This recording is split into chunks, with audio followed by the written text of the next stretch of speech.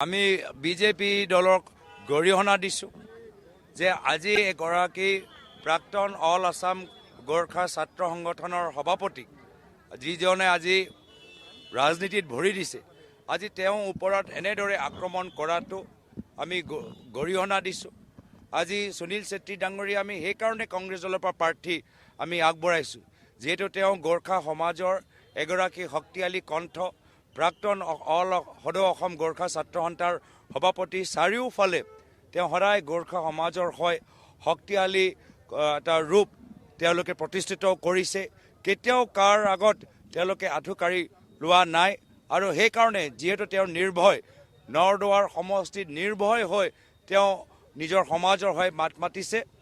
আজি তেখেতৰ ওপৰত এইখিনি কথা শুনাৰ পিছত মই বৰ্তমান ৰাজ্য চৰকাৰক অনুৰোধ কৰিছোঁ যে ইমিডিয়েটলি তেওঁলোকৰ ছিকিউৰিটি আমাৰ কংগ্ৰেছ দলৰ ছিকিউৰিটি বৃদ্ধি কৰিব লাগে, কংগ্ৰেছ দলৰ প্ৰাৰ্থীৰ ছিকিউৰিটি বৃদ্ধি কৰিব লাগে। আৰু যিগৰাকী তাৰ স্থানীয় যিগৰাকী OC, স্থানীয় যিগৰাকী জিলা SP, বাৰম্বাৰ আমি দেখা পাইছোঁ নৰদুৱাৰত এনেধৰণৰ দুৰ্ঘটনা। আৰু আমি সুধিবলৈ বিচাৰিছোঁ, অসমৰ ৰাইজে চাবলৈ বিচাৰে যে এতিয়া কেন্দ্ৰীয় নিৰ্বাচনী আয়োগে কি কৰিব।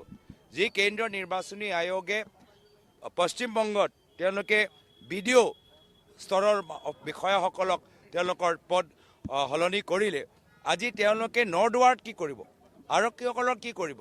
আমি ইতিমধ্যে কমপ্লেইন লৈছোঁ আৰু নৰদুৱাৰৰ আৰু সেই জিলাৰ যিগৰাকী বিষয়াসকল আছে তেওঁলোকৰ সম্পৰ্কত আমি কেন্দ্ৰীয় নিৰ্বাচনী আয়োগত আমি কমপ্লেইন দিবলৈ অহা কাইলৈ দিমগৈ। মই আশা কৰি আছোঁ, বহুদিনৰ পৰা মুখ্যমন্ত্ৰীৰ মই অংকৰ শুনা নাই। সাধাৰণতে মুখ্যমন্ত্ৰী সদায় নিজৰ অংকৰ দি থাকে, অংকৰবোৰ ভুলেই হয়। তো সেইকাৰণে মই এইকেইটা দিন সুধি আছোঁ কি ক'ত গ'ল মুখ্যমন্ত্ৰীৰ অংকৰ, যে এবাৰ যে শুনা নাই।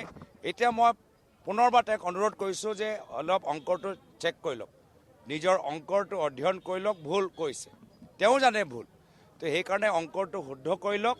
পৰৱৰ্তী সময়ত ফলাফলত তেখেতেকে এম্বাৰেছমেণ্ট হ'ব। অংকৰ ৰাজনীতিটো মই নকৰোঁ। আমি কওঁ যে আমি নতুন বৰ অসম আমি সৃষ্টি কৰিম, আমাৰ হ'ল সেয়া উদ্দেশ্য। কিন্তু তেওঁ যে অংকৰটো দিলে, তেওঁ নিজে এবাৰ ডাবল চেক কৰি লওক, মই আপোনালোকক অনুৰোধ কৰিছোঁ। তেওঁ যে 4 তাৰিখৰে একে অংকৰ ক'ব পাৰিবনে নাপায়, সেইটো এবাৰ তেখেতক সুধি ল'ব। তেওঁক আকৌ এবাৰ চেক কৰি লওক। আজি মই পুনৰবাৰ কৈছোঁ, মই জানো মুখ্যমন্ত্ৰী ভুল আৰু মই